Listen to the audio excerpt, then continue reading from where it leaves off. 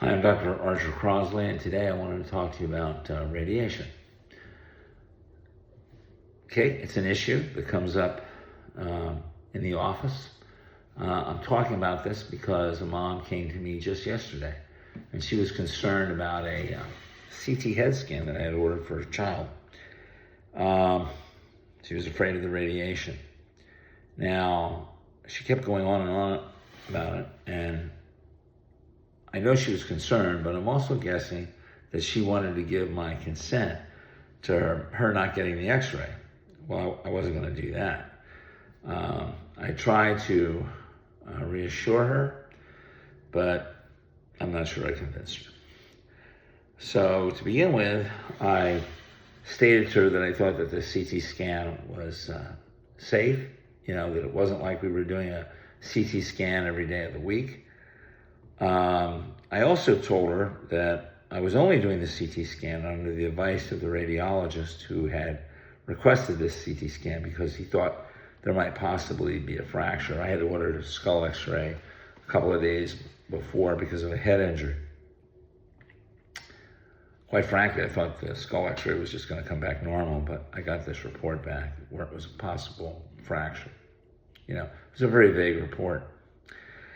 And I also told the mom, look, I can't force you to do anything, but I'm still going to recommend the CT scan. In spite of that, she was still concerned. I could hear the nervousness in her voice. Now, this is a common problem in pediatrics and medicine at large, and it's aggravated by doctors, amazingly enough, who are sounding the alarm bell when the alarm bell shouldn't be struck. So I wanted to go over with you the basics of how much radiation is given with different procedures so that you'll have a better understanding of this. And when I'm done, hopefully you'll agree with me that getting an x-ray, especially a chest x-ray or an abdominal x-ray, a KUB, or a skull x-ray is not going to give your child cancer, nor is a CT scan of the head. Your body is much stronger than you think it is. And the amount of radiation that your child will receive is not going to turn him into a mutant, nor will the child start glowing in the dark.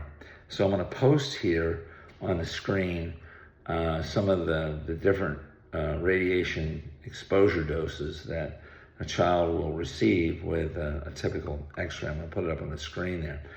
So you can look at those and you can see that a chest x-ray offers or gives a dose of 0.1 millisieverts. An LS spine, which is a lumbosacral spine, 1.4 millisieverts, and extremity 0.001 millisieverts. Now, just to put that in perspective, normal background radiation from the cosmos, just you walking around outside, in your daily life, is 3 millisieverts per annum. That's with you just doing nothing. And it's an even higher rate if you live in a place like Denver or you live at a higher altitude. All right, now I'm going to come back to that in a minute, but I just wanted to just go over this little point here. And if you look on the screen, you'll see this, where it says that high doses, that's 1,000 millisieverts or 1 sievert, there's 1,000 millisieverts in a sievert, can cause severe radiation sickness and increase the likelihood of cancer. Low doses, that would be 100 millisieverts or less, may also increase the risk of cancer, but the increase is generally considered too small. So if we go back to the original picture, you can see that how low a chest x-ray is, 0.1 millisievert, and an extremity x-ray, 0.001 millisievert. I mean, that's incredibly, incredibly low. Now, of course, the CT head at 1.6 millisieverts is a little higher, but look, it's still far less than what you get just by walking around. And it's not like we're doing a CT head scan every day of the week. We're not doing that, okay? Your child may get a CT head scan maybe once in his life, or maybe we might have to do one once a year or once every 5 years. So this isn't any radiation level that's going to do any damage to the child. So looking at all that, I hope this assures you of the safety of radiation exposure in healthcare today. I think it's unfortunate, but there are alarmists out there sounding the fire bell when the fire bell doesn't need to be sounded. Even more unfortunate is that some of these alarmists are doctors. And you know, sometimes I think they have an axe to grind with the medical profession.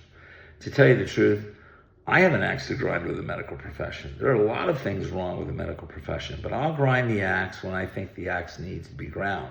I'm not going to grind the axe when there's nothing there. And when it comes to simple x-ray tests, there's nothing there. The x-ray tests are safe when it comes to radiation exposure, especially what you're getting in your doctor's office when he has his own x-ray machine. Now, let me tell you a story, and it's kind of analogous to illustrate a point.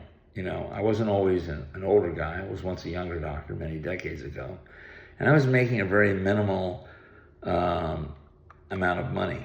But, you know, I was still worried. I'm a nervous personality, and I was worried. I was always worried about the IRS. Are they going to go after me because I was taking these deductions? But my accountant kept assuring me that they were legitimate deductions. But I was young and I was inexperienced. But I kept going on about this. And as I was talking to him about my concerns, I noticed a smile on his face. And after I got done talking, he looked at me like this and he said, Arch, you're chicken feed. You're chicken feed to these guys. And the same thing goes for these x-rays that we doctors are ordering. They're chicken feed.